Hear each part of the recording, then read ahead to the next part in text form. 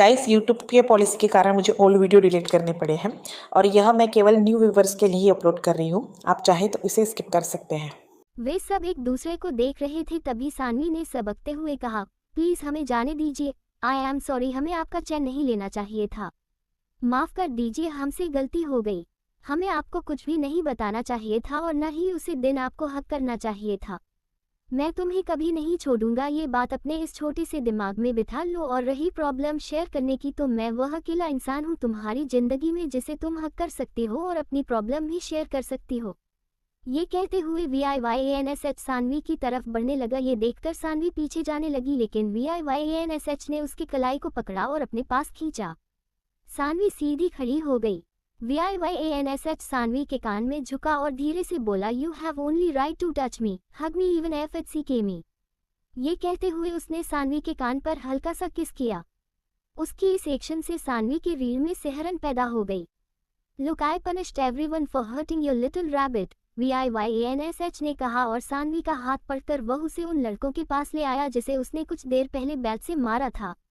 उन्हें देखकर सानवी की आंखें बड़ी बड़ी हो गई। वह लड़के जमीन में पड़े तड़प रहे थे। डर से देखने पर उसे पहले तो कुछ इतना नहीं लगा, लेकिन जब वह उन्हें पास से देख रही थी तो उसे एहसास हो रहा था VIYANSH ने उन लड़कों को कितनी बुरी तरह से मारा है। उसकी आंखों में आंसू आ गए। उसने हैरानी से VIYANSH को देखा। VIYANSH अपने काम पर प्राउडली मुस्कुरा रहा था। उसकी ऐसी मुस्कान देखकर सानवी को बहुत गुस्सा आया। वह होता कौन है उन लड़कों को उसके लिए इतनी बुरी तरह से मारने वाला। उसने गुस्से से VIYANSH को देखा और बोली, आपको किसने हक दिया इनको सजा देने की? उसका सवाल सुनकर VIYANSH के होठों की मुस्कान फीकी पड़ गई। उसने कहा, मैंने ये सब तुम्हारे लिए किया, इन हम लोगों ने कल तुम्हें परेशान किया था ना। उसकी बात सुनकर सानवी और भी ज्यादा गुस्सा हो गई। उसका छोटा सा चेहरा गुस्से की वजह से लाल हो गया। उसने कहा, आप होते कौन हैं हमारे लिए ये सब करने वाले? हमने नहीं कहा था उनके साथ इतना बुरा सलूक करने के लिए। उसकी बात सुनकर VIYANSH का चेहरा सफेद पड़ गया। उसने अपनी गहरी आंखों से सानवी को देखा, फिर उसने इधर उधर देखा। कॉलेज के स्टूडेंट उन्हें घेर कर खड़े थे। वे लोग दूसरे के कानों में बातें कर रहे थे जिन्हें VIYANSH साफ सुन पा रहा था। आज तक किसी ने उसके सामने ऊंची आवाज करना तो दूर, इस तरह बदतमीजी से बात करने की हिम्मत नहीं की थी, और इस लड़की ने उसे इतने लोगों के सामने सुना दिया। वह धीरे से बोला, सानवी जी, आवाज नीचे। सानवी ने गुस्से से अपने बैग को फेंक दिया और उसके सामने खड़ी होते हुए बोली, आप खुद को समझते क्या है VIYANSH जी? हमने आपसे 2 मिनट अच्छे से बात क्या कर ली? आप खुद को हमारा गार्जियन समझ बैठे। कान खोल कर सुन लीजिए, आप हमारे कुछ नहीं लगते। आपने जो इनके साथ किया है वह गलत है। अभी इसे माफी मांगिए। ये कहते हुए वह गुस्से से VIYANSH की आंखों में देखने लगी थी। आज पहली बार न जाने कहां से उसके अंदर इतनी हिम्मत आ गई थी कि वह उसके सामने खड़े इस डेमन किंग के सामने अपनी आवाज ऊंची कर रही थी। VIYANSH उसे बुरी तरह से घर रहा था, क्योंकि इतने लोगों के सामने सानवी ने ये कहा था कि वह उसका कुछ नहीं लगता। वह डेंजरसली उसके करीब आया और उसके बाजू को पकड़कर अपने पास खींचते हुए बोला, क्या कहा तुमने सानवी जी? मैं तुम्हारा कुछ नहीं लगता। उसकी आवाज में शिकायत थी। वह बुरी तरह से सानवी को घूर रहा था। सानवी को अपने बाजू में बहुत दर्द हो रहा था। उसने VIYANSH को देखा। VIYANSH ने खींचकर उसे अपनी बाहों में भर लिया और उसके जबड़े को पकड़कर उसके चेहरे को अपने करीब करते हुए कहा, अभी बताता हूँ मैं तुम्हारा कौन हूँ सानवी जी। ये कहने के बाद उसने सानवी के होठों पर अपने होठ रखे और उसे किस कर लिया। सानवी की आंखें बड़ी बड़ी हो गई। वह VIYANSH को धक्का देने लगी, लेकिन VIYANSH ने उसे कसकर पकड़ लिया और उसे फोर्सफुली किस करने लगा। सानवी ने कसकर अपनी आंखें बंद कर ली। उसकी आंखों से आंसू बहने लगे। उसे ऐसे देखकर ओम उनकी तरफ बढ़ा, लेकिन VIYANSH के गार्ड ने ओम को पकड़ लिया और उसे उसके घुटनों पर बिठा दिया। छोड़ो उसे बास्टर्ड, ओम चिल्लाते हुए बोला और गार्ड से खुद को छुड़ाने की कोशिश करने लगा। वहां मौजूद सभी लोग उन्हें ऐसे देखने लगे जैसे कोई तमाशा चल रहा हो। वही प्रिया सानवी को ऐसे देखकर रो रही थी। सानवी का दिल उसके सीने पर जोर से धड़क रहा था। वही VIYANSH बुरी तरह से अपना गुस्सा उसके होठों पर उतारने लगा। कुछ देर बाद सानवी ने हार मान ली। वह एकदम से शांत पड़ गई। उसे शांत देखकर VIYANSH उससे अलग हुआ। उसने सानवी को देखा जिसका चेहरा एकदम लाल हो गया था। उसकी आंखों से आंसू झरने की तरह बह रहे थे। उसने सानवी के गाल को अपने हथेली में भर लिया और बोला, सानवी जी, अब पता चला तुम कौन हो मेरी। आगे से मुझे से इस तरह बात करने की कोशिश मत करना, क्योंकि VIYANSH सिंह रायजादा को उसके सामने ऊंची आवाज में बात करने वाले लोग पसंद नहीं है। अगर तुम्हारी जगह कोई और होता तो मैं न जाने अब तक उसके साथ क्या करता। ये कहते हुए वह सानवी के गाल को अपने अंगूठे से सहलाने लगा। सानवी चुपचाप जमीन पर देख रही थी। उसकी हिम्मत नहीं हो रही थी VIYANSH की तरफ आंखें उठाकर भी देखने की, क्योंकि उसे VIYANSH से आने वाली नेगेटिव ऑरा से बहुत डर लग रहा था। उसे यकीन नहीं हो रहा था VIYANSH ने उसे सबके सामने किस किया। यह उसका पहला की था जिसे उसने खास इंसान के लिए बचा रखा था, पर VIYANSH ने उसे चुरा लिया। VIYANSH ने सबको देखा और सानवी को अपने बाहों में भरते हुए सबको वार्न करते हुए बोला, मेरी बात कान खोलकर सुन लो, आज के बाद सानवी को किसी ने भी परेशान किया या इसे बदतमीजी की तो मुझसे बुरा कोई नहीं होगा। सब एकदम शांत हो गए। सानवी ने उसे अपनी नम आंखों से देखा और धीरे से बोली, यू आर अ फिचो। हाँ सानवी जी, तुमने सही कहा, मैं साइको हूँ, psycho only for your Saanvi ji. मैं जो चाहता हूँ वह मैं कर रहता हूँ और तुम्हें भी मैं जरूर पालूंगा। ये कहते हुए VIYANSH ने हल्की सी मुस्कान के साथ सानवी के आंसू साफ के उसे ऐसे देखकर सानवी को उससे घिन महसूस हो रही थी। वह कुछ कहती उससे पहले VIYANSH का फोन बजने लगा। Okay, I am coming, VIYANSH ने फोन रिसीव करते हुए कहा। उसने फोन काटा और सानवी के गाल को थपथपाते हुए बोला, मुझे जाना होगा, हम फिर से मिलेंगे सानवी जी। और उसने उसे आखिरी बार देखा और वहां से चला गया। उसके पीछे उसके लोग भी चले गए। उसके जाने के बाद सानवी ने कसकर अपनी मुट्ठी बंद कर ली। ओम जमीन से खड़ा हुआ और उसके पास आते हुए बोला, सानवी तुम ठीक हो ना? प्रिया भी उसके पास आ गई। सानवी ने हाँ में सर हिलाया और उसके आंसू फिर से बहने लगे। प्रिया ने उसे गले से लगा लिया। वह जानती थी सानवी इस वक्त कितनी डरी हुई है। शुश सानवी, कुछ नहीं हुआ, तुम शांत हो जाओ। वो चला गया, पर फिर भी सानवी रोने लगी। ओम ने गुस्से से कहा, तुम फिक्र मत करो, हम पुलिस के पास जाएंगे, इस बास्टर्ड को तो मैं बताऊंगा। सानवी ने कुछ नहीं कहा। उसकी हालत देखकर ओम ने कहा, चलो मैं तुम्हें घर छोड़ देता हूँ। कुछ देर बाद ओम ने सानवी को घर छोड़ा। सानवी घर में आई तो देखा उसकी बहन सोफे पर बैठकर टीवी देख रही है। उसके साथ उसकी मम्मी भी थी। सानवी बेटा तुम आ गई, उसकी मम्मी ने मुस्कुराते हुए कहा, लेकिन सानवी सीधे से अपने कमरे में चली गई, क्योंकि वह नहीं चाहती थी उसकी मम्मी उसे इस हालत में देखें। वह अगर बेड पर लेट गई और फूट फूट कर रोने लगी। कुछ देर में बोर होते हुए ही सो गई। 1 घंटे बाद नीलू सानवी को डिनर पर बुलाने के लिए उसके कमरे में आई, पर उसे आराम से सोता देखकर उसने उसे जगाना ठीक नहीं समझा। उसने सानवी के सर को प्यार से सहलाया और उसके ऊपर कंबल डालकर चली गई। लगभग 1 घंटे बाद एक काली परछाई सानवी के कमरे के बालकनी से कूदकर कमरे में दाखिल हुआ। वो VIYANSH था। वह सानवी को देखना चाहता था, इसलिए खुद को रोक नहीं पाया और वह बालकनी से बहुत मुश्किल से उसके कमरे तक पहुंचा। उसने सानवी को देखा जो आराम से सो रही थी। वहां वो सो नहीं पा रहा था और यहाँ यह आराम से सो रही थी। वह सानवी के चेहरे के पास झुका और उसके पास बैठकर उसे देखने लगा। सानवी बहुत खूबसूरत लग रही थी। वह हल्का सा मुस्कुराया। उसे कल रात की बातें याद आने लगी जब वह सानवी के कमरे में आज की तरह ही बालकनी से कूद कर आया था। कल जब उसने उसे देखा था तो उसकी स्थान से कुछ देर के लिए उसके गले में ही अटक गई थी, क्योंकि सानवी अपने इनरवियर में सो रही थी। ब्लैंकेट भी उसकी कमर से नीचे तक उसे कवर किया हुआ था, जिसकी वजह से वह उसकी पतली कमर को देख पा रहा था। उसकी स्किन दूध की तरह सफ़ेद थी। तब VIYANSH उसे छूना चाहता था, उसे फील करना चाहता था, वह उसे पूरी की पूरी निगल लेना चाहता था। वह उसे छूने वाला था कि उसकी नज़र सानवी की पीठ पर लाल निशान पर पड़ी। उसने हल्का सा उसे छुआ और सानवी नींद में ही कसमसाई। तब VIYANSH के लिए खुद को रोक पाना मुश्किल हो रहा था, इसलिए वह वहां से चला गया। वह नहीं चाहता था वह सानवी को किसी भी तरह से हर्ट करे, पर आज जो सानवी ने किया था उसके बाद वह उसे सबक सिखाना चाहता था, ताकि आगे से उसके सामने वह उसे तरह ऊंची आवाज करके बात ना कर पाए। मैं नहीं जानता मुझे तुम्हारे पास आने से क्या होता है, पर इतना पता है कि ये प्यार तो नहीं है, क्योंकि मैं किसी से प्यार नहीं कर सकता। प्यार लोगों को कमजोर बना देता है, और मैं कमजोर नहीं हूँ। If I want you I will get you any how, चाहे मुझे इसके लिए तुम्हारे करीबियों को ही हर्ट क्यों न करना पड़े। जस्ट 7 रायजादा परिवार। VIYANSH सानवी को सोते हुए देख रहा था।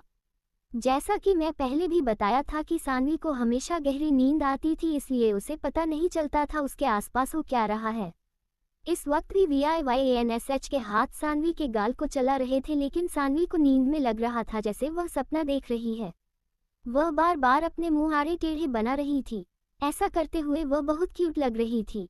उसके क्यूटनेस को देखकर VIYANSH खुद को मुस्कुराने से नहीं रोक पाया।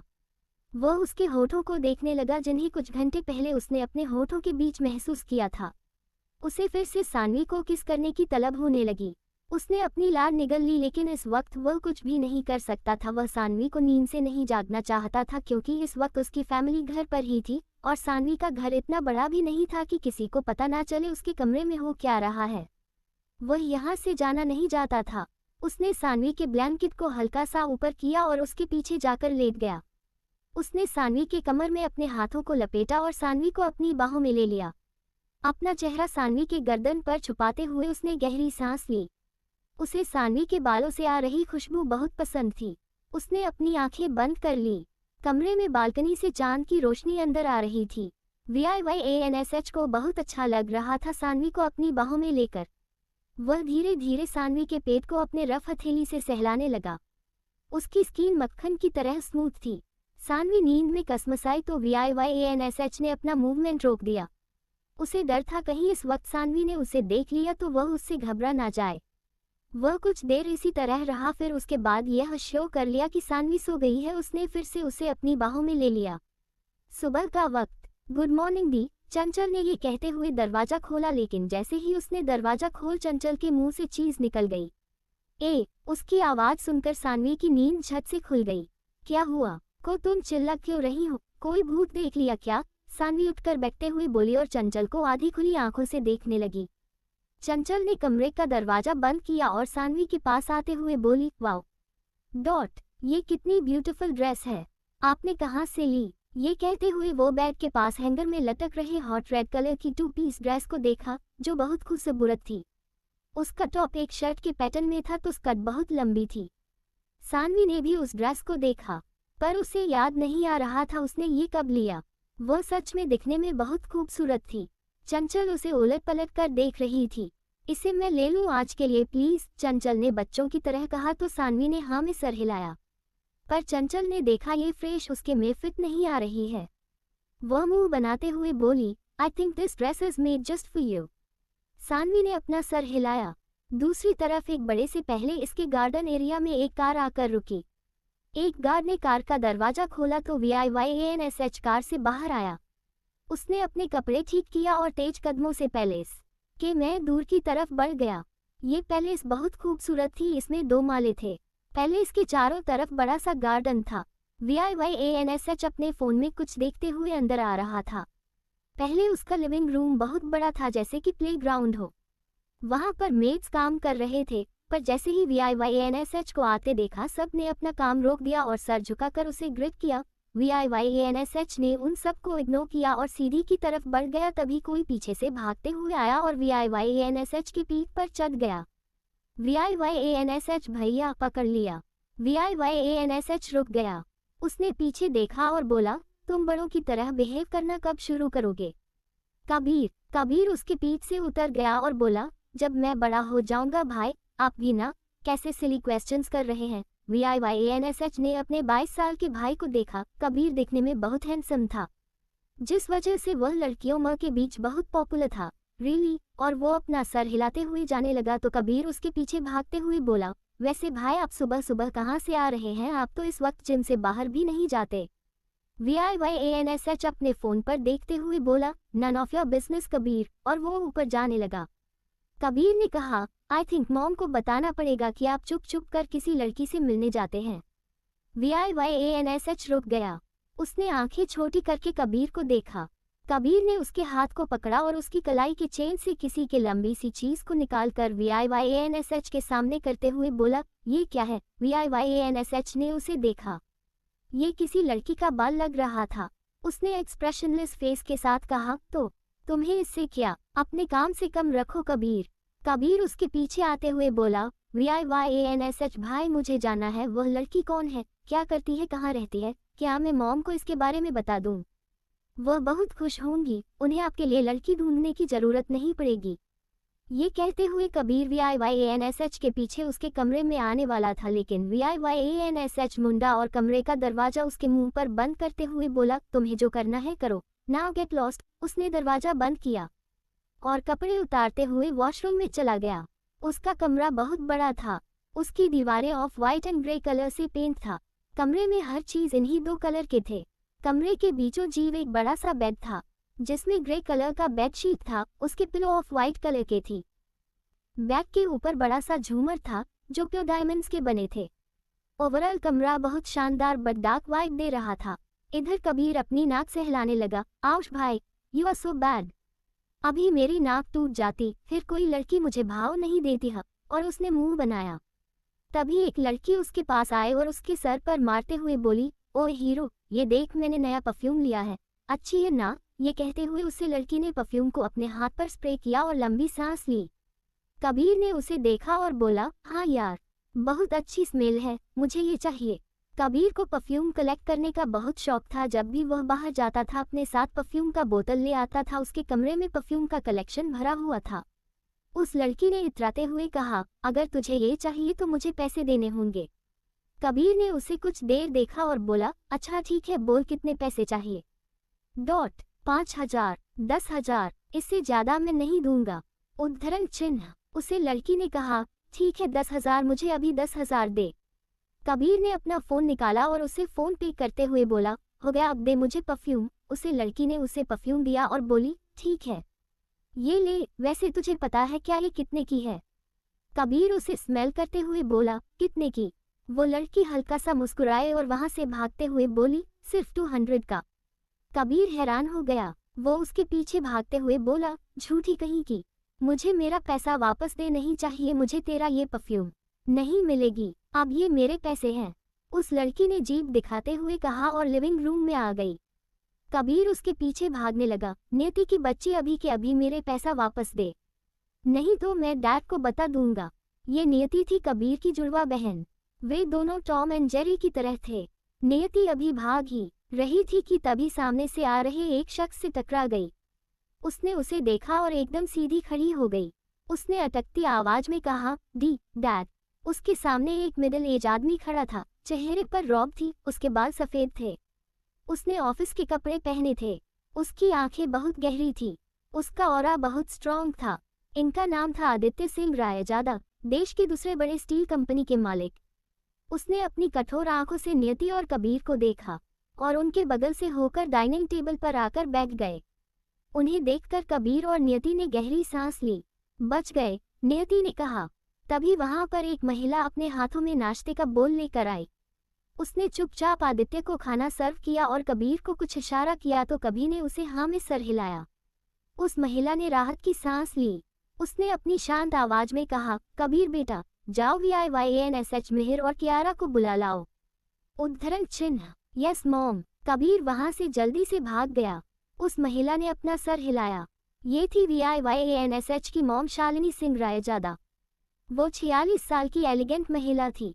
उसके चेहरे पर आज भी वो चार्म था जो किसी 25 साल की लड़की में होती है। वो हल्का सा मुस्कुराए और आदित्य के पास बैठ गई। इसी पैलेस के एक शानदार कमरे में एक लड़की मिरर के सामने खड़ी होकर तैयार हो रही थी। उसके चेहरे पर कोई भी भाव नहीं थे। उसने सिंपल सा सूट पहना था। वह दिखने में बहुत खूबसूरत थी। उसका दुपट्टा बेड पर रखा था। वह अपने गर्दन पर बने लाल निशानों को मेकअप से छुपाने की नाकाम कोशिश कर रही थी। उसकी आंखों में खालीपन थी। उसका चेहरा एकदम पेल था। वह उन्हें छुपा ही रही थी कि तभी पीछे से एक आदमी अपनी शर्ट के बटन बंद करते हुए उसके पास आया। उसने उसे लड़की को देखा और हल्का सा मुस्कुराया। वह दिखने में बहुत लंबा चौड़ा और हैंडसम था। ये मिहिर था। उसने अपनी भारी आवाज में कहा, ओ कम ऑन कियारा, रोना बंद करो, ऐसे मत दिखाओ जैसे मैंने तुम्हारे साथ कोई जबरदस्ती की है। कियारा ने उसे देखा। कियारा मिहिर की वाइफ थी। वो 24 साल की थी और मिहिर उससे 7 साल बड़ा था। उनकी शादी को 2 साल हो गए थे। कियारा ने उसे कुछ नहीं कहा, बदले में उसकी आंखों में आंसू भर आए। मिहिर ने उसे अपनी तरफ से पलटा और उसके आंसू साफ करते हुए बोला, रोना बंद करो जान। मैं जानता हूँ कुछ दिनों पहले कि तुम्हारे बाबूजी की मौत हो गई, लेकिन इसका मतलब यह नहीं तुम सारा वक्त उनके गम में बैठी रहो। ये सुनकर कियारा के आंसू और भी बहने लगे। मिहिर ने इरिटेट होते हुए जोर से कहा, मैंने कहा रोना बंद करो, नहीं तो मैं तुम्हें तुम्हारे बाप के पास भेज दूंगा, फिर रोते रहना दिन रात। कियारा ने कसकर अपनी आंखें बंद कर ली। मिहिर अपना गुस्सा कंट्रोल करने के लिए गहरी सांस ली और कियारा के आंसू साफ करते हुए बोला, अच्छा आई एम सॉरी। तुम जानती हो ना मैं तुम्हें रोते हुए नहीं देख सकता, अब चुप हो जाओ, चलो नीचे चलते हैं, मॉम हमारा इंतजार कर रही होगी। कियारा ने सुबकते हुए हाँ में सर हिलाया। मिहिर ने उसके हाथ को पकड़ा और उसके होठों पर मुस्कान लाते हुए बोला, अब चलो मुस्कुराओ, ताकि सबको लगे तुम मेरे साथ कितनी खुश हो। कियारा मुस्कुराने की कोशिश करने लगी। वेरी गुड, अब चलो, मिहिर ने कहा और बैग से कियारा का दुपट्टा उठाकर उसके ऊपर डाला और उसके माथे पर किस किया। तभी वहां पर कबीर आते हुए बोला, मिहिर भाई, आपको मॉम। पर उन दोनों को करीब देखकर कबीर ने अपनी आंखों पर हाथों को रखा और बोला, मैंने कुछ नहीं देखा, मैं तो आप दोनों को नाश्ते पर बुलाने आया था। मिहिर कियारा से दूर हो गया। उसने मुस्कुराते हुए कबीर से कहा, हाँ हम बस आने ही वाले थे। कबीर ने कहा, ठीक है जल्दी आइए, मैं VIYANSH भाई को बुलाने जा रहा हूँ।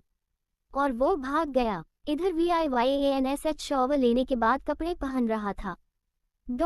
उसने डार्क ब्लू शर्ट और ब्लैक पैंट पहना था। उसके गीले बाल उसके फॉरहेड पर फैले हुए थे। उसने अपने शर्ट को इन किया और परफ्यूम स्प्रे करने लगा। तभी उसका फोन बजने लगा। उसने देखा ये अर्जुन का फोन है। उसके फोन रिसीव किया और कहा, हाँ अर्जुन, हाँ मैं बस आ रहा हूँ, हाँ उस बास्टर्ड को बिठा कर रख। वो नीचे आ गया और बाहर जाने लगा। तभी उसकी मॉम यानी शालिनी ने उसे देखा। वो उसे रोकते हुए बोली, VIYANSH बेटे, नाश्ता करके तो जाओ। VIYANSH ने कहा, मॉम मैं बाद में कर लूंगा। और वो जाने लगा तो आदित्य ने कहा, जाने दो उसे, पाप की कमाई खाने की आदत हो गई है उसे घर का खाना हजम नहीं होगा। VIYANSH ने ये सुना तो उसके कदम रुक गए। उसने पलटकर आदित्य को देखा। इस वक्त उसके चेहरे पर कोई भाव नहीं थे। उसने शालिनी को देखा तो शालिनी ने नहीं में सर हिलाया। VIYANSH वहां से बहुत गुस्से में निकल गया।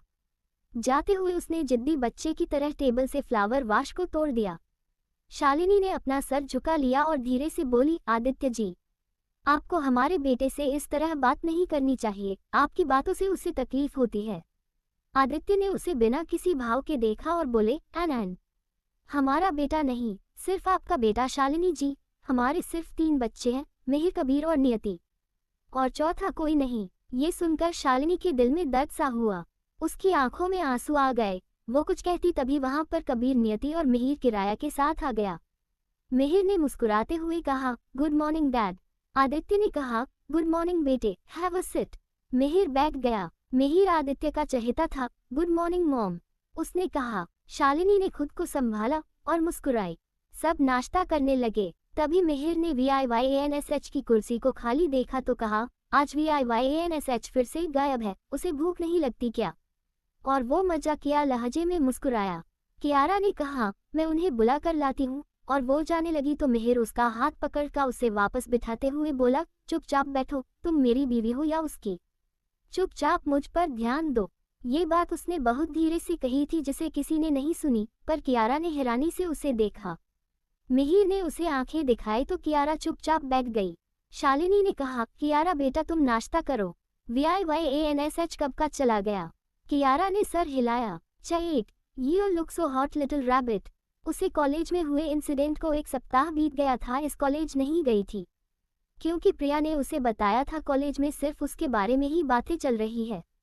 उसका मूड बहुत ऑफ था। नीलू ने उससे पूछने की कोशिश की लेकिन सानवी ने उसे कुछ नहीं बताया। उसे दिन की वजह से उसकी पढ़ाई में बहुत इफेक्ट हो रहा था। शाम हो रही थी और सानवी चुपचाप बैकयार्ड में बैठकर अपनी स्कूटी को घूर रही थी। तभी दरवाजे से कोई अंदर आया। हे गुड़िया, व्हाट्सअप। सानवी ने उसे देखा, यह उसका भाई था। वह एक्साइटेड होकर उसके पास आते हुए बोली, कार्तिक भैया आप यहाँ, व्हाट अ सरप्राइज। वह उसके गले से लग गई। कार्तिक ने अपने सामान को छोड़ा और उसे हक करते हुए बोला, हाँ मैं यहाँ तुम लोगों को लेने आया हूँ। मेरी शादी का डेट 15 दिन बाद की जो निकली है। और उसने सानवी को हवा में घुमाया। सानवी खिलखिलाते हुए बोली, क्या सच में? और हम आपके लिए बहुत खुश हैं कार्तिक भैया। उन दोनों की आवाज सुनकर श्याम और नीलू बाहर आ गए। अरे कार्तिक बेटे तुम इतनी जल्दी पहुंच गए, मैं तुम्हें एयरपोर्ट लेने जाने ही वाला था। श्याम ने कहा तो कार्तिक उनके पैर छूते हुए बोला, हाँ चाचा जी, मैं बस घूमते हुए आ गया, आप तो जानते हैं मुझे अकेले घूमना कितना पसंद है। सानवी उसे छेड़ते हुए बोली, बट भाई अब तो आपकी शादी होने वाली है तो अकेले घूमने का शौक आपको छोड़ना होगा। उसके बाद सुनकर सब हंसने लगे।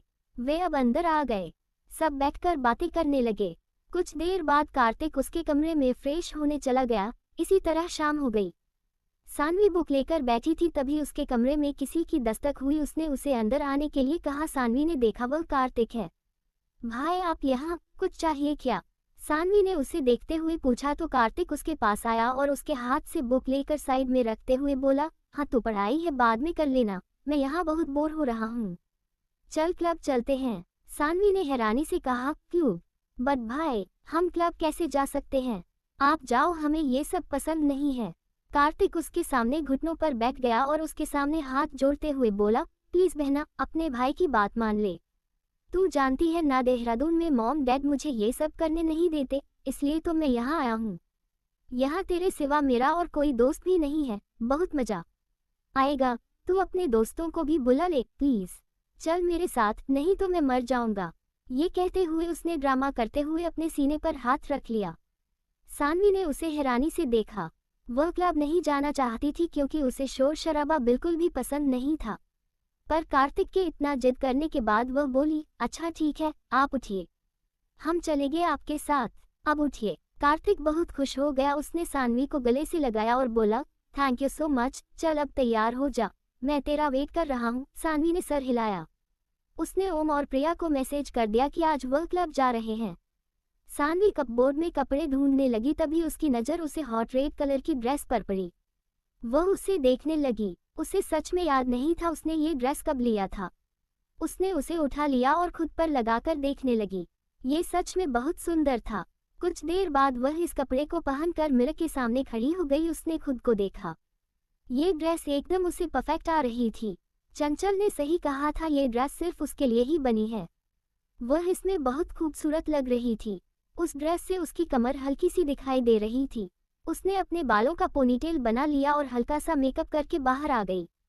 कार्तिक ने घर पर बता दिया था कि वह लोग घूमने जा रहे हैं, लेकिन उसने यह नहीं बताया कि वह क्लब जा रहे हैं क्योंकि शाम को ये बिल्कुल भी पसंद नहीं था। श्याम ने कहा, ठीक है, टाइम से घर आ जाना। सानवी और कार्तिक कुछ देर बाद शहर के सबसे बड़े क्लब के बाहर पहुंचे। ये क्लब बहुत रिस्पेक्टेड था। यहाँ पर शहर के बड़े से बड़े फैमिली के लोग अपना स्ट्रेस कम करने आते थे। उन्होंने देखा प्रिया और ओम पहले से ही वहां खड़े होकर उनका इंतजार कर रहे थे। प्रिया ने सानवी को देखा तो खुश होते हुए बोली, वाह सानवी, तुम्हारा ये ड्रेस बहुत खूबसूरत है, कहाँ से लिया तुमने इसे? बहुत अच्छी लग रही हो। उद्धरण चिन्ह। सानवी ने कहा, पता नहीं, हमें कुछ भी याद नहीं है। प्रिया कुछ कहती उससे पहले ओम ने चिढ़ते हुए कहा, तुम लड़कियों का फिर से शुरू हो गया। जब देखो तब कपड़ों और मेकअप को लेकर बातें करती रहती हो। अब चलो अंदर, नहीं तो पार्टी खत्म हो जाएगी। सबने सर हिलाया। सानवी को बहुत घबराहट हो रही थी। उन सब ने पास लिया और अंदर चले गए। क्लब में बहुत ज्यादा भीड़ थी। सभी तरफ कलरफुल लाइट जल रही थी और वहां पर लड़के लड़कियां लाउड म्यूजिक पर डांस कर रहे थे। वहां आते ही सानवी को बहुत अनकंफर्टेबल फील होने लगा। प्रिया ने उसे ऐसे देखा तो कहा, चल सानवी, चल डांस करते हैं। सानवी ने कहा, प्रिया हमें लगता है हमारा यहाँ आने का फैसला बहुत गलत था, हमें बहुत अजीब लग रहा है। कार्तिक ने कहा, चल सानवी, पहली बार आए हो ना इसलिए ऐसा लग रहा है, ये कुछ गलत नहीं है। उसकी बात पर सानवी ने सर हिलाया। ओम ने कहा, तुम लोग यहीं रुको, मैं ड्रिंक लेकर आता हूँ। सानवी उससे मना करती ओम चला गया। यूं तो सानवी को डांस करना बहुत पसंद था, लेकिन उसे यहाँ अच्छा नहीं लग रहा था। उसे लग रहा था कोई लगातार उसे देख रहा है। ये फील करके उसे और भी ज्यादा अनकंफर्टेबल लग रहा था। कार्तिक ने कहा, चलो तब तक हम डांस करते हैं। प्रिया ने सर हिलाया। वे दोनों नीची को खींचते हुए डांस फ्लोर पर ले गए और डांस करने लगे। पहले तो सानवी को बहुत अजीब लग रहा था, लेकिन उन दोनों को इस तरह फ्रीली डांस करते देखा वह भी डांस करने लगी। कार्तिक अभी डांस कर रहा था कि उसकी नज़र कुछ लड़कियों के ग्रुप पर पड़ी। उसे वहां पर एक जानी पहचानी लड़की नजर आई। वह डांस करना बंद करके उसे देखने लगा। उसने सानवी से कहा, सानवी, मैं अभी आ रहा हूँ, पर सानवी ने इतनी आवाज में उसकी बात नहीं सुनी। कार्तिक वहां से चला गया। अब वहां पर बस प्रिया और सानवी डांस कर रहे थे। वहां पर कभी लाइट डिम हो रही थी तो कभी साइन कर रही थी। कुछ पल के लिए वहां पर एकदम से अंधेरा छा गया। तभी सानवी को अपने पेट पर किसी का हाथ महसूस हुआ। वो एकदम से रुक गई। वो एक कदम आगे बढ़ाने को थी लेकिन किसी ने उसे पीछे से हग कर लिया। उस टच को पहचानते हुए उसका शरीर एकदम से कांप गया। उसका दिल जोर से धड़कने लगा और उसकी सांसें बंद हो गई, क्योंकि वो इंसान उसके कंधे पर ओपन माउथ किसेस करने लगा। सानवी ने कसकर अपनी आंखें बंद कर ली और उसके माथे पर पसीने की बूंदें जमा हो गई। सानवी कुछ कहने को थी कि उसे उस इंसान का हाथ अपने पेट से ऊपर की तरफ जाते हुए फील हुआ।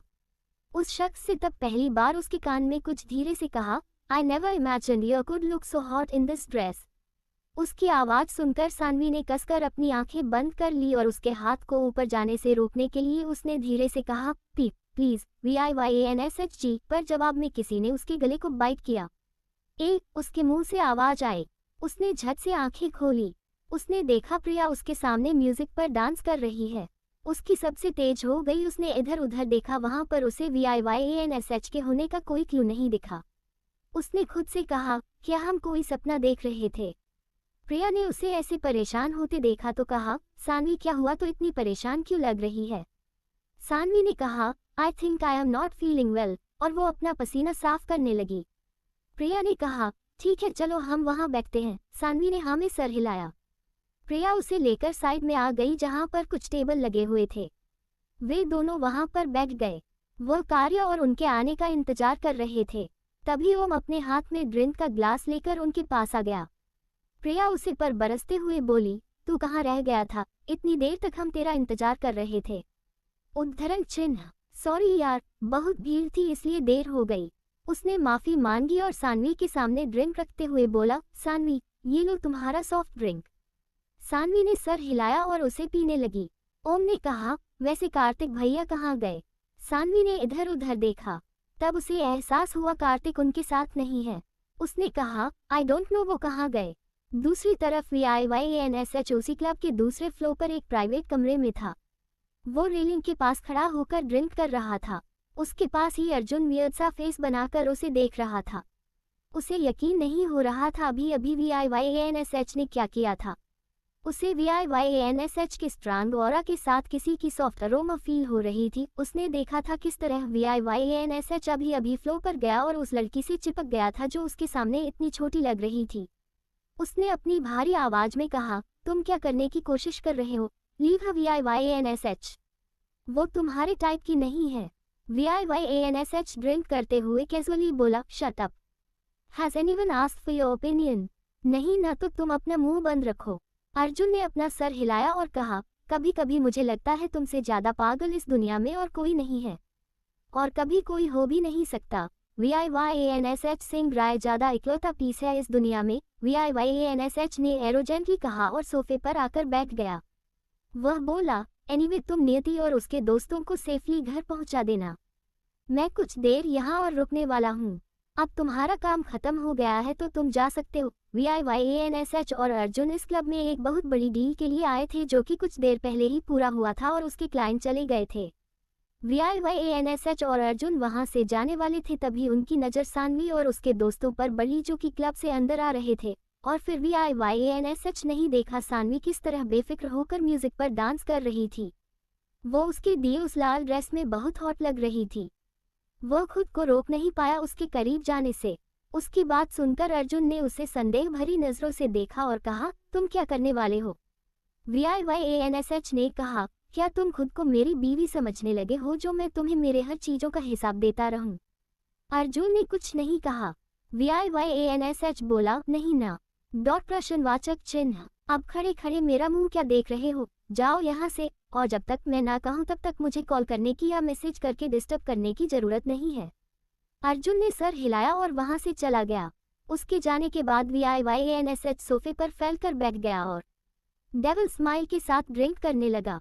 9 मिसअंडरस्टैंडिंग। कार्तिक सानवी और प्रिया को अकेले छोड़कर एक लड़की के पास आया जो अपने दोस्तों के साथ क्लब में एंजॉय करने आई थी। उसने डिसेंट कपड़े पहने थे लेकिन वो काफी खूबसूरत लग रही थी। कार्तिक उसके पीछे आकर खड़ा हो गया। उसने उसे लड़की के कंधे पर टाइप किया और कहा, excuse me miss.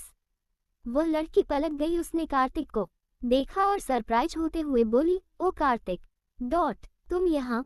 What a surprise. I missed you so much, और वो कार्तिक के गले से लग गई। कार्तिक मुस्कुराया और उसे हग बैक कर लिया। आई मिस यू टू नियति। नियति कार्तिक से अलग हुई और उसे अपने दोस्तों से इंट्रोड्यूस करते हुए बोली, hey guys, meet him, this is Kartik, my friend. उनमें से एक लड़की, इसका नाम रवीना था, उसने ने टीजिंग टोन में कहा, फ्रेंड या बॉयफ्रेंड। नियति शर्माते हुए बोली, जस्ट फ्रेंड। कार्तिक मुस्कुराया। रवीना ने कहा, oh I see, hello Kartik, myself Raveena. Kartik ने उससे हैंडशेक किया। नियति उसका हाथ पकड़ते हुए बोली, चलो हम कहीं और चलकर बात करते हैं। दूसरी तरफ सानवी अपने दोस्तों के साथ ड्रिंक कर रही थी। उसने इधर उधर देखा, पता नहीं क्यों उसे ऐसा लग रहा था जैसे कोई उसे देख रहा है। उसे बहुत अनईजी सा फील हुआ। उसने प्रिया से कहा, प्रिया, आई थिंक हमें घर जाना चाहिए। प्रिया ने कहा, यार थोड़ी देर तो रुकते हैं ना, कितना मजा आ रहा है, हम कौन सा रोज रोज आते हैं। सानवी बोली, लेकिन हमें कुछ ठीक नहीं लग रहा, चलो न चलते हैं। ओम ने कहा, ठीक है, कार्तिक भैया को आने दे, तब तक हम डांस करते हैं।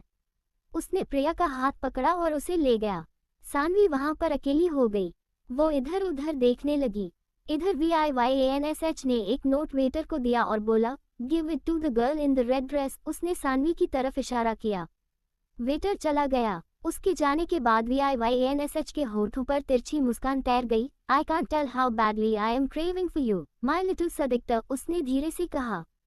उसने अपने कपड़े ठीक किए और दरवाजे के पास आ गया। इधर वेटर सानवी के पास तो आया, पर वो उसके बगल से गुजरकर एक लड़की के पास आया जिसने सानवी की तरह से लाल रंग का ड्रेस पहना था। उसने उस नोट को लड़की को दिया। उस लड़की ने नोट को पढ़ा और स्माइल करने लगी। वेटर ने उसे अपने साथ चलने के लिए कहा।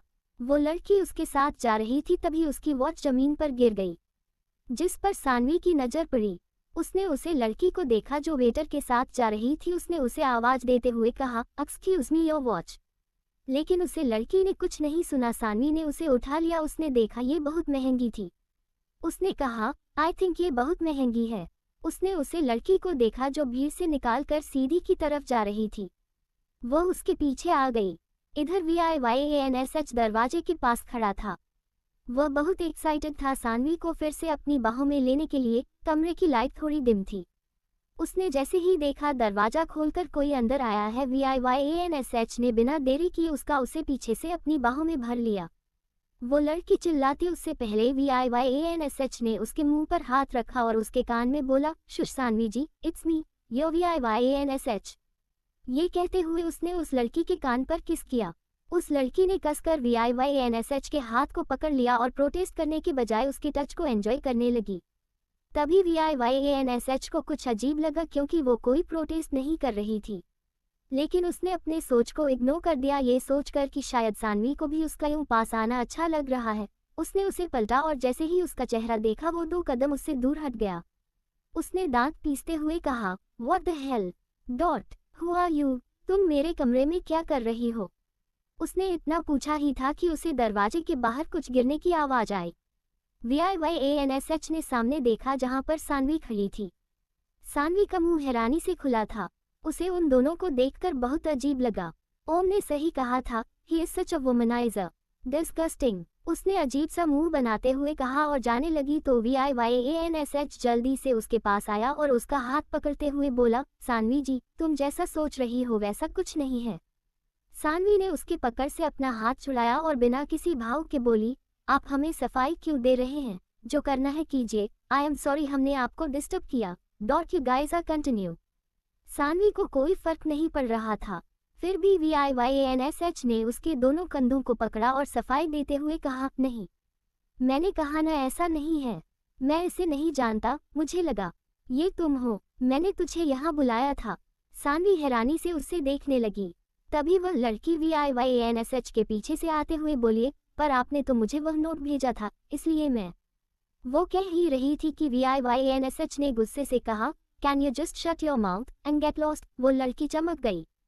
साथ ही सानवी ने गुस्से से कहा, VIYANSH जी हमें फर्क नहीं पड़ता, आप कुछ भी करें, डॉट, छोड़िए हमें जाना है।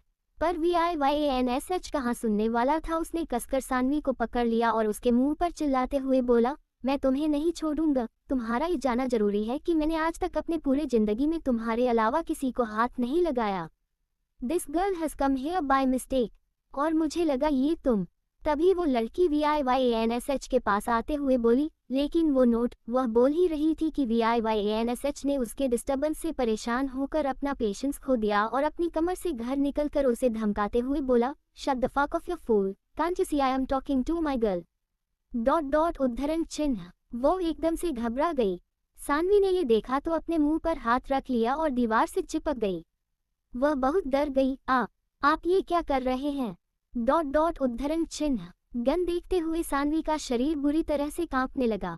हाँ, उसने सही सुना था, यह इंसान नहीं बल्कि डेविल था जो किसी की जान लेने से पहले एक बार भी नहीं सोचता था। उसके माथे पर ठंडा पसीना उभर आया। VIYANSH ने सानवी को अपनी लाल आंखों से देखा। उसका गुस्सा अब कंट्रोल से बाहर होने लगा था। वो सानवी के पास आया और उसकी आंखों में देखते हुए बोला, हाँ, जो भी तुम्हारे और मेरे बीच आने की कोशिश करेगा सानवी जी, मैं उसे इस दुनिया से मिटा दूंगा। ये बात हमेशा अपने छोटे से दिमाग में बिठा कर रखना। और तुम जाओ यहाँ से, उसने उस लड़की से कहा। वो लड़की भाग गई। वो धीरे से बोली, please let me go. VIYANSH ने उसे अपनी एक भौं उठाकर देखा। सानवी रोते हुए बोली, you can't do this. VIYANSH ने कहा, सो व्हाट, ये मेरे लिए कोई नई बात नहीं है, अच्छा होगा तुम भी इसकी आदत डाल लो। और उसने सानवी के बाजू को कसकर पकड़ लिया। सानवी ने कहा, प्लीज हमें जाने दो।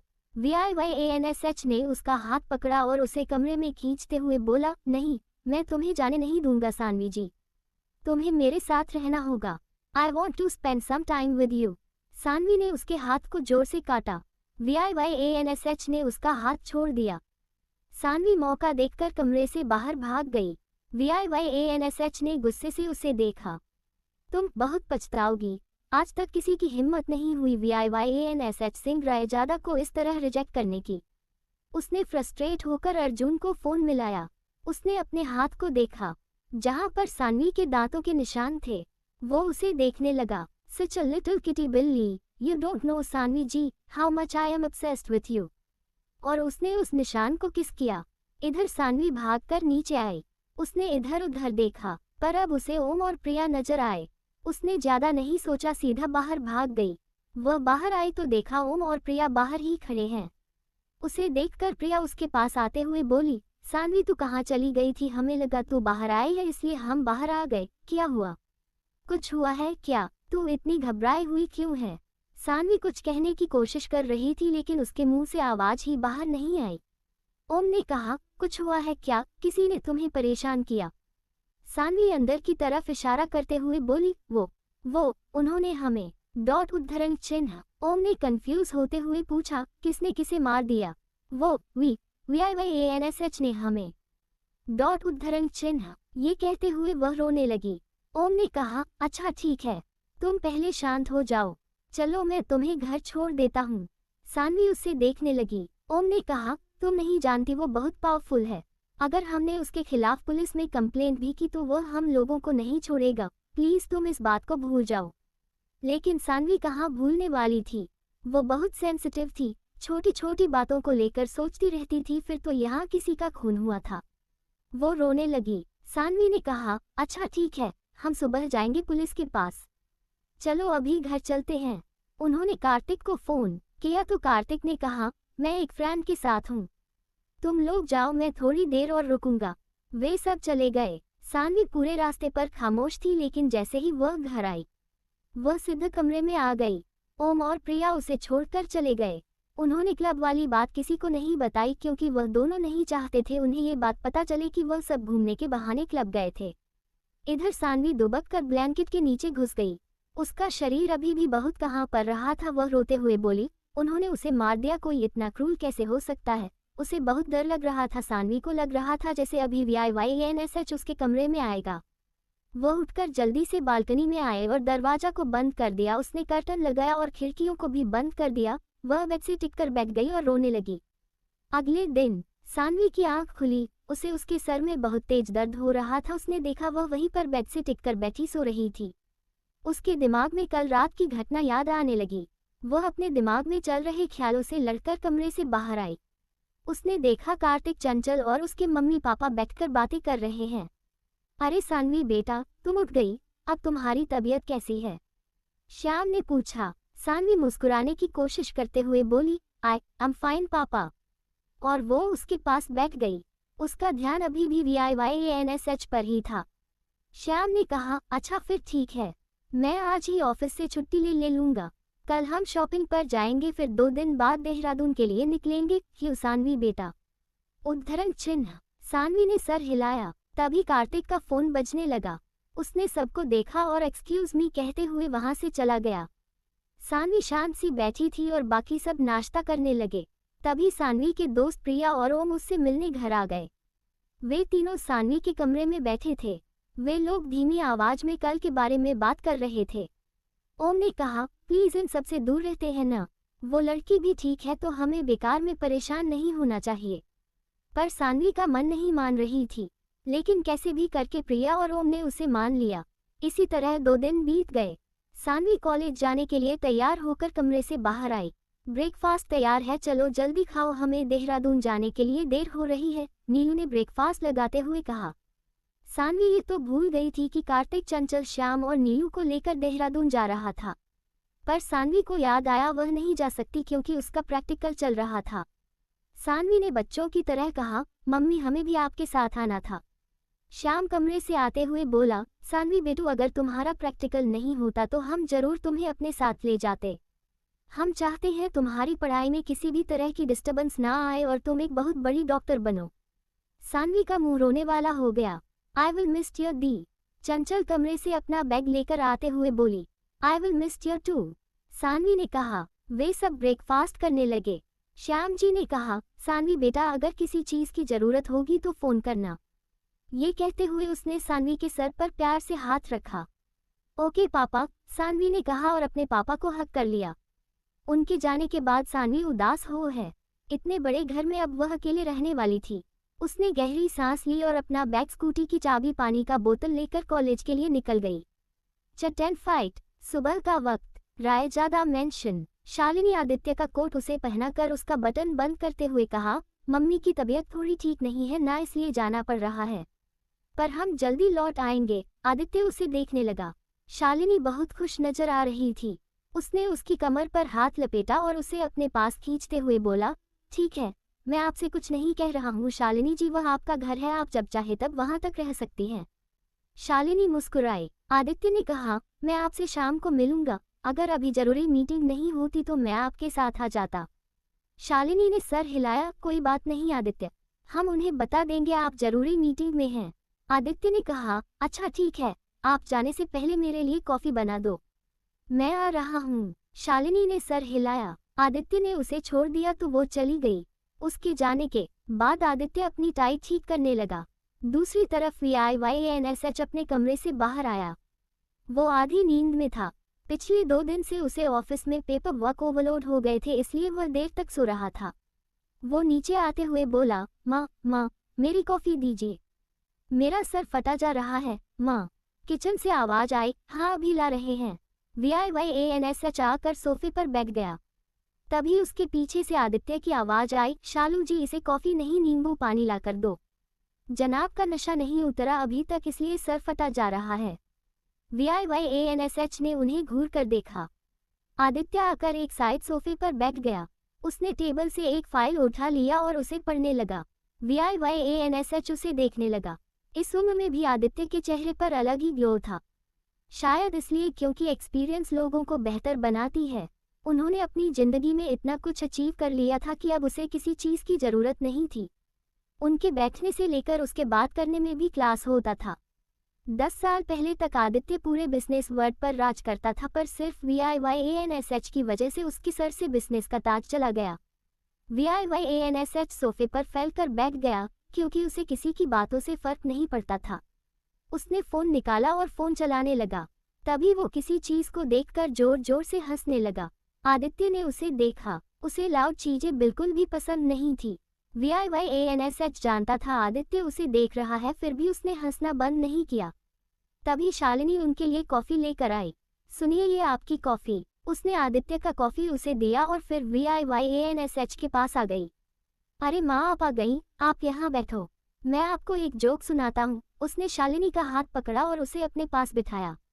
वो उसे अपना फोन दिखाते हुए जोर जोर से हंसने लगा। शालिनी ने आदित्य को देखा जो उसे गुस्से से देख रहा था।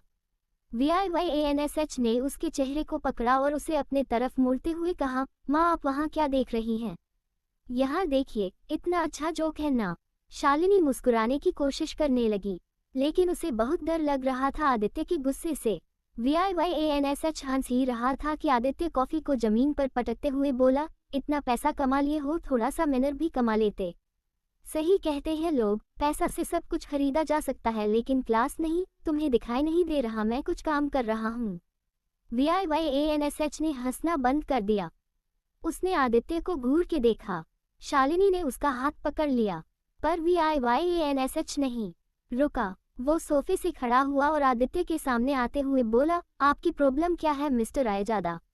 ये मत करो वो मत करो। जब आप मुझे अपना बेटा कंसिडर नहीं करते तो क्यों बेवजह मुझे टोकते हैं? कान खोलकर सुन लीजिए, ये मेरी लाइफ है, मैं जैसे चाहे वैसे इसे जीऊंगा।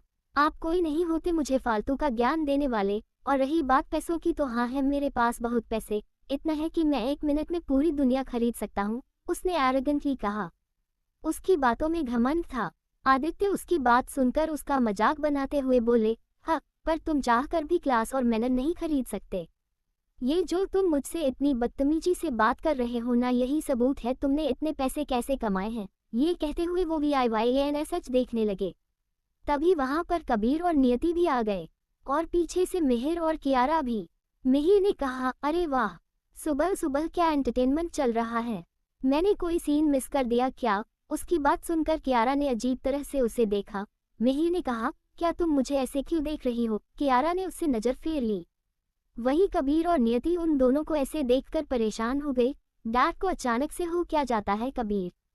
मुझे तो डर लग रहा है, बेचारे VIYANSH भैया, नियति ने मायूस होते हुए कहा। तो कबीर बोला, हाँ पर हम इसमें कुछ नहीं कर सकते। याद है न लास्ट टाइम VIYANSH भैया का गुस्सा कितना बुरा था। वहीं आदित्य की बात सुनकर VIYANSH ने दांत भींच लिया। VIYANSH प्लीज शांत हो जाओ, वो तुम्हारे डैड हैं, बेटा प्लीज, उसकी मां ने उसे समझाते हुए कहा। लेकिन वो कहाँ मानने वाला था। वो आदित्य के पास आया और उसकी आंखों में देखते हुए बोला, और आप भी ये अच्छे से जानते हैं कि मैं ऐसा क्यों हूँ मिस्टर रायजादा, आपने मुझे इस तरह बनने पर मजबूर किया है। कभी कभी मुझे लगता है मैं आपका बेटा हूँ भी या नहीं, फिर याद आता है आप ही मेरी माँ के पति हैं, और मुझे मेरी माँ पर पूरा यकीन है। ये कहते हुए उसकी आंखों में खून उतर आया। उसके अंदर गुस्सा इतना था कि आदित्य को अपना चेहरा जलता हुआ फील हुआ। फिर भी वो उसकी आंखों में देखते हुए उसने काम टोन में कहा, आई स्वेयर VIYANSH, तुम मेरी जिंदगी की सबसे बड़ी गलती हो। तुम्हें तभी मार देना चाहिए था जब तुम पैदा हुए थे, क्योंकि तुम जैसे इंसान को जीने का कोई हक नहीं है।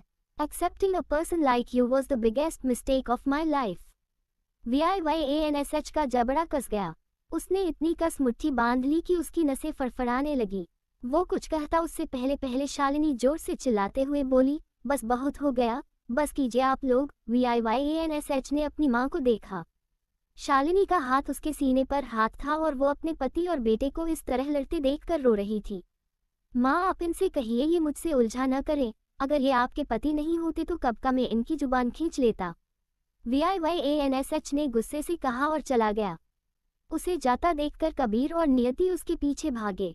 VIYANSH भैया, उसके जाने के बाद आदित्य ने भी गुस्से से शालिनी को देखा और कहा, अपने बेटे को समझा दीजिए शालिनी जी, मुझसे इस तरह बात न किया करे, नहीं तो मुझसे बुरा कोई नहीं होगा। और वो गहरी गहरी सांस लेने लगा।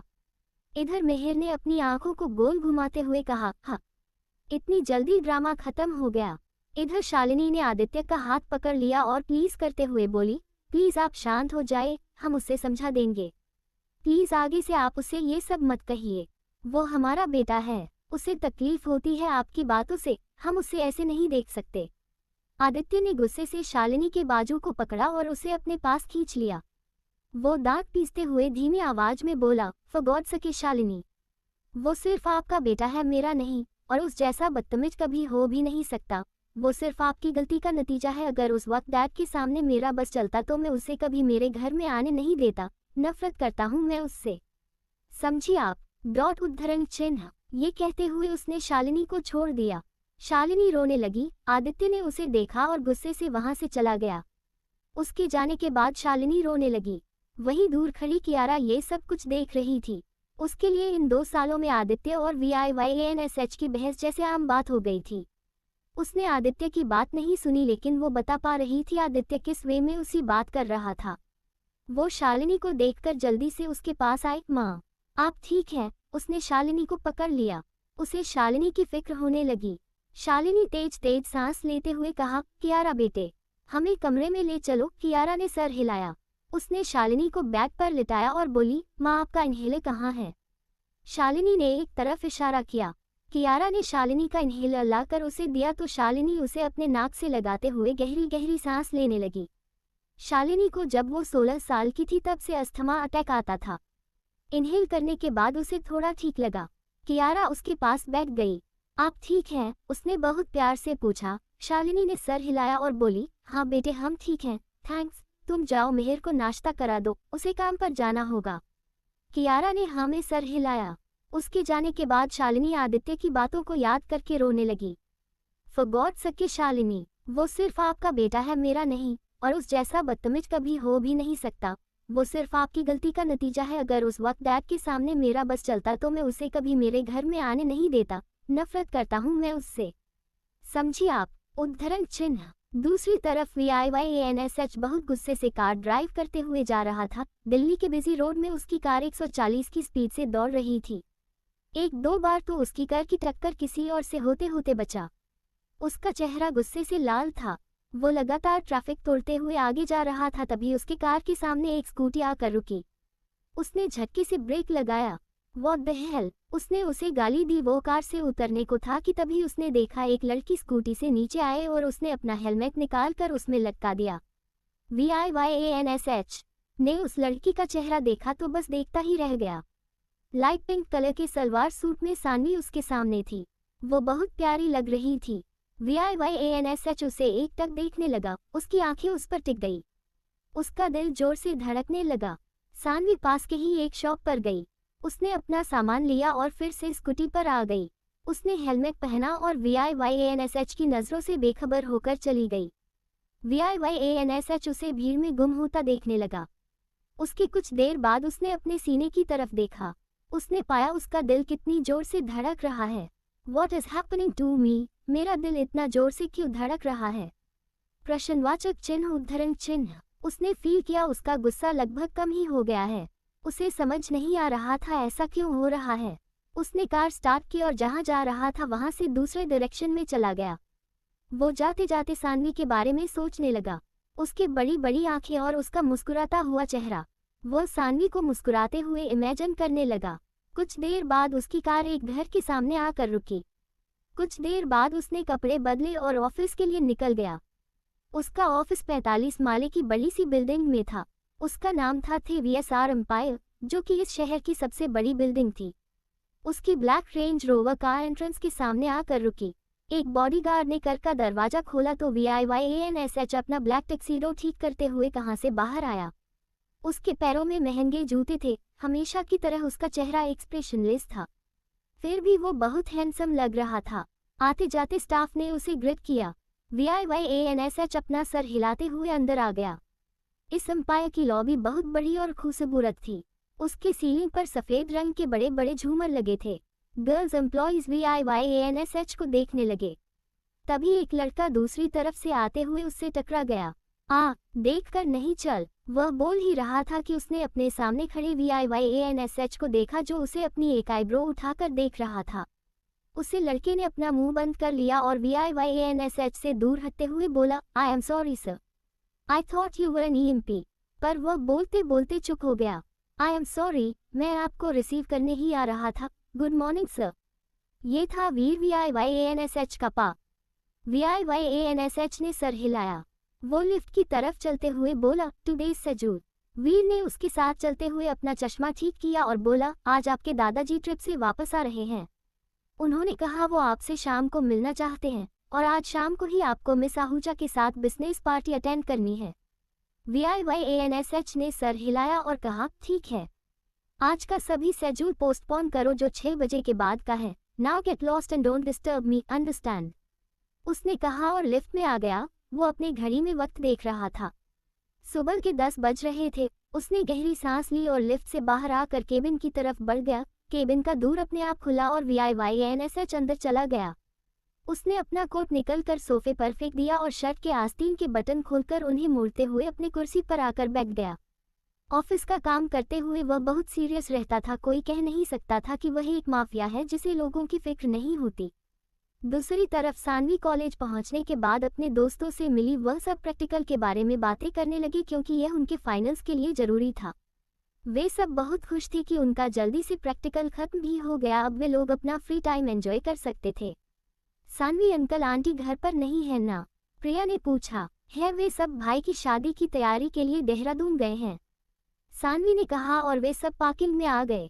Are you okay? If you want you can come to my house, Priya ने पूछा। नहीं प्रिया, हम ठीक हैं। तुम जानती हो ना, हम अकेले पहली बार नहीं रह रहे, सानवी ने मुस्कुराते हुए कहा। सानवी, क्या उसने फिर से कुछ किया उस क्लब वाले इंसिडेंट के बाद? ओम ने पूछा। कौन ओम? सानवी ने कंफ्यूज होकर पूछा क्योंकि वह भूल गई थी ओम किसके बारे में बात कर रहा है। VIYANSH, ओम ने कहा तो सानवी का चेहरा सख्त हो गया। उसने नहीं में सर हिलाया। Yes, you are right. He is such a womanizer, must be whoring around, प्रिया ने कहा तो ओम ने हाँ मिश्रा हिलाया।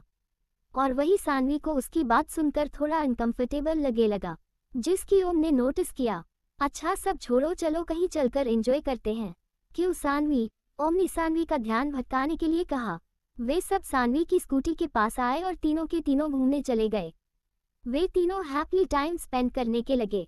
इधर VIYANSH अपने काम से फ्री होकर घर आ गया क्योंकि उसे उसके दादाजी से जो मिलना था। VIYANSH का लगाव अपनी माँ के बाद सबसे ज्यादा किसी से था तो वो उसके दादाजी थे। उसने देखा एक बूढ़े इंसान सोफे पर बैठे हैं। दादू, हाउ वॉज योर ट्रिप? दादाजी ने मुस्कुराते हुए कहा। हाँ बेटे, एवरीथिंग वॉज गुड। VIYANSH उनके पास बैठ गया। तभी मेड उनके लिए खाने पीने का सामान ले आई। वे दोनों दादा पोते बैठकर बातें करने लगे। अब तक VIYANSH का मूड बहुत लाइट हो चुका था, लेकिन जैसे ही उसने आदित्य को आते हुए देखा उसका चेहरा सफेद पड़ गया। उसके दिमाग में आज सुबह की बातें घूमने लगी। आदित्य ने उसे पूरी तरह से इग्नोर कर दिया और कहा, डैड आप आ गए? दादाजी ने कहा, हाँ बेटे, बस कुछ देर पहले ही। VIYANSH से बातें कर रहा था बिजनेस को लेकर। आदित्य उनके दूसरे तरफ बैठते हुए बोला, बिजनेस? और इससे अच्छा तो बिजनेस के बारे में आप मिहिर से पूछिए। दादाजी कुछ कहते इससे पहले VIYANSH सोफे से खड़ा होते हुए बोला, दादू मुझे जरूरी काम आ गया है, मैं आपसे कल मिलता हूँ। दादाजी उसे रोकते उससे पहले VIYANSH चला गया। सानवी भी शाम के 7 बजे के बाद घर आ गई। आज आसमान में काले बादल घिर आए थे, ऐसा लग रहा था जैसे बहुत जल्द बारिश होने वाली हो। घर आने के बाद उसने कपड़े चेंज कर लिया। उसने नाइट ड्रेस पहना था जो उसके घुटनों तक आ रहे थे। वह घर पर अकेली थी इसलिए उसे ऐसे कपड़े पहनने में कोई प्रॉब्लम नहीं हो रही थी। एक बार उसने अपना कपड़ा बदल लिया तो वह किचन में खाना गर्म करते हुए कॉल पर देहरादून में सबसे बात करने लगी। कुछ देर बाद उसने अपना खाना गर्म कर लिया और लिविंग रूम में आ गई। उसने टीवी ऑन किया और सोफे पर कंफर्टेबल होकर बैठ गई। वह टीवी पर अपना फेवरेट ड्रामा देखते हुए अपना फेवरेट खाना खाने लगी। उसे टीवी देखते हुए लगभग 1 घंटा हो गया था। बाहर बारिश की आवाज़ साफ सुनाई दे रही थी। तभी अचानक से उसे छत पर कुछ आवाज़ आई। सानवी को लगा कि यह उसका वहम है, लेकिन फिर से वह आवाज़ बढ़ने लगी। यह सुनकर वह थोड़ी सी घबरा गई। उसने टीवी बंद किया और धीरे धीरे सीढ़ी चढ़ते हुए ऊपर जाने लगी। उसके एक हाथ में सेफ्टी के लिए फ्लावर वास था तो दूसरे हाथ में फ़ोन पकड़ रखा था। वह धीरे धीरे कॉरिडोर से जा रही थी। अब उसे वह आवाज़ उसके कमरे से आने लगी। उसने धीरे से दरवाजे के हैंडल को पकड़ लिया और उसे घुमाते हुए दरवाजा हल्का सा खोला। वह धीरे से अंदर गई। उसने जैसे ही कमरे की लाइट ऑन की वैसे ही उसके हिसाब से उसके गले में अटक गई, क्योंकि उसका सबसे बुरा सपना उसके सामने जो खड़ा था। उसका कपड़े पूरे गीले थे। वो बाहर की तरफ भागने को थी, लेकिन उसने उसे पीछे से पकड़ लिया और उसे अपने हाथों में लॉक कर लिया। सानवी की हिम्मत नहीं हो रही थी वो आई जगह से भी हिले। उसे इंसान ने सानवी को कसकर पकड़ लिया और उसकी गर्दन पर अपना चेहरा रखते हुए लंबी सांस ली। सानवी की स्वीट परफ्यूम की स्मेल उसके दिमाग को शांत करने में हेल्प कर रही थी। वहीं दूसरी तरफ सानवी उसके इस हरकत से और भी ज्यादा डर गई। उसे दिन का घटना याद आया जब वह क्लब में थी और किसी ने उसे इसी तरह पकड़ा था। तब उसे लगा था जैसे उसका वहाँ था, लेकिन आज उसे समझ आ रहा था यह उसका वह नहीं बल्कि सच था। VIYANSHG, सानवी ने अपनी कांपती हुई आवाज में कहा। क्योंकि वो घर पर अकेली थी, इस वक्त कोई उसकी मदद के लिए नहीं आने वाला था। ये सोचकर उसे और भी ज्यादा घबराहट होने लगी। वो एक ऐसे इंसान के साथ उसके घर पर अकेली थी जो कि बहुत खतरनाक था। I miss